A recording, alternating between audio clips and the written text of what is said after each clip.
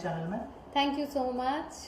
जो 75th independence day है, क्या कहना चाहेंगे? सबसे पहले 75 इयर्स हो गए हमारे देश को आज़ाद हुए, क्या कहना चाहेंगे, क्या फीलिंग है एज ए इंडियन?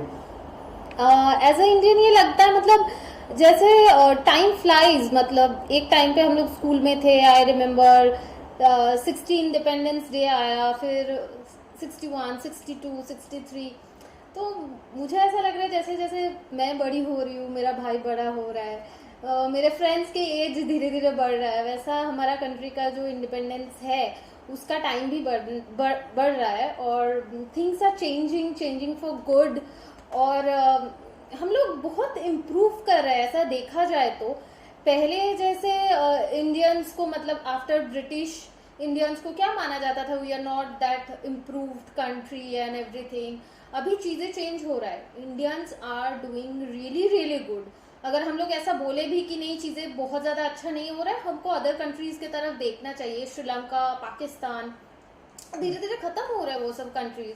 हम लोग इंडिपेंडेंस के बाद हम लोगों ने अपने आप को धीरे धीरे धीरे स्लोली बट स्टेडी हम लोगों ने अपने आप को ग्रो किया है and we are a strong country now. आप देख सकते हो कि यूएस एंड रशिया सारे कंट्रीज हमें आज एक स्ट्रॉन्ग कंट्री की तरफ से मानते हैं, हमारा ओपिनियन लेते हैं।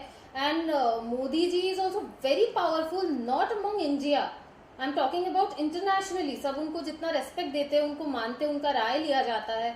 सो it's not easy and obviously हमको और भी इम्प्रूव करना है आगे technologically and in every way. Indians are internationally everywhere they are doing good and as a Indian I am very proud. और मैंने कभी कभी देखा है कुछ लोग बोलते हैं अरे इंडिया मैं तो दुबई शिफ्ट हो जाऊंगा, मैं तो यूएस शिफ्ट हो जाऊंगा। बट नो, आप जब तक 15 दिन के लिए कहीं पे घूमने जाते हैं ना, या 10 दिन के लिए कहीं पे घूमने जाते हैं, ऑफकोर्स आपको अच्छा लगेगा क्योंकि आप नए नए चीज़ें देख रहे हो।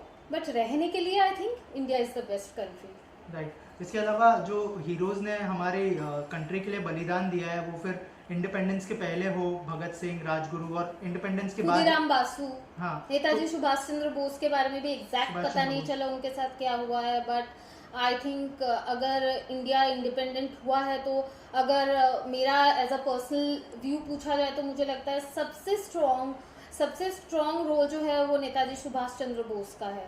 राइट। तो ये इन जो हीरोज है उनका बहुत ही बड़ा रोल है हमारे देश को इंडिपेंडेंस करने में। तो आज के दिन पे क्या क्या कहना चाहेंगे उनके बारे में आप? उनके बारे में जितना भी कहा जाए एक्चुअली वो कम होगा।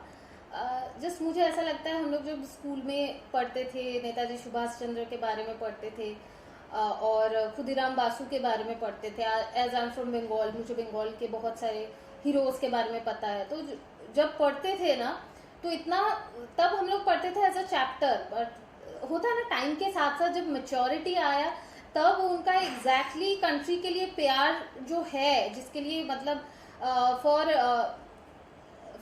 Their life is nothing in front of country, for them like country is everything. वो जो चीज़ है जितने बड़े होते हैं हम लोग आई थिंक वी रियलाइज, और उनके बारे में जितना भी बोला जाए कम है। बट जितने भी बच्चे हैं उनको ना पता होना चाहिए उनके बारे में, मुझे इतना ही लगता है, और हमें उनको याद रखना चाहिए।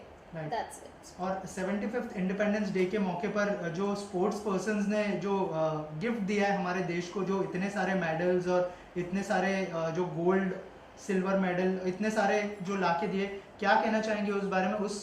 उसको लेके कितना प्राउड फील करती है as Indian? They all are doing like extremely well, because हम लोग एक्टिंग कर रहे हैं या कुछ भी कर रहे हैं, मतलब कोई इंसान, कोई इंजीनियर, कोई डॉक्टर, कोई काम कर रहा है, हर काम को रेस्पेक्ट करना चाहिए और हमारे सोसाइटी के लिए ज़रूरत है।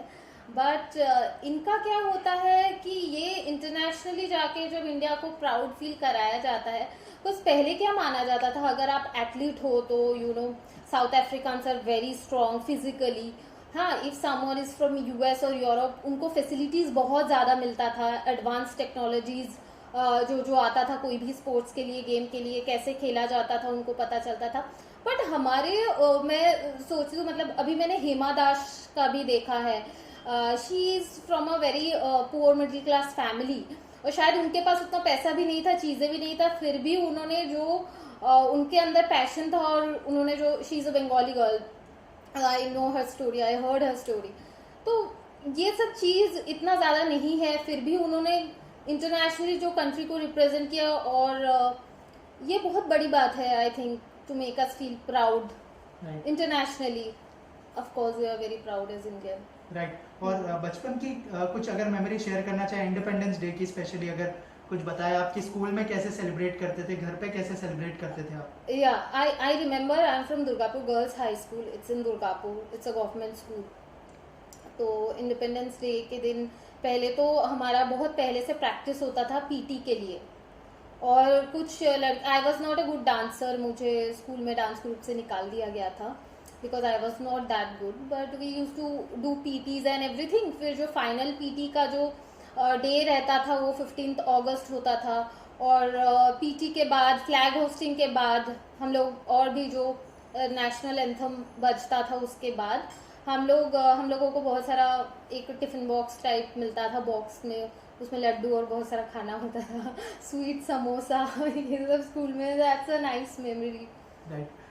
लास्टली जोइता, कोई गाना अगर गुनगुनाना चाहे आप इंडिपेंडेंस डे के खास मौके पर? नहीं, ऐसे बहुत सारा गाना है, I am not a singer, but I like that song ए वतन वतन आज़ाद रहे तू, that is like one of my favourite song, और मैं 15 अगस्त को सुनती हूँ।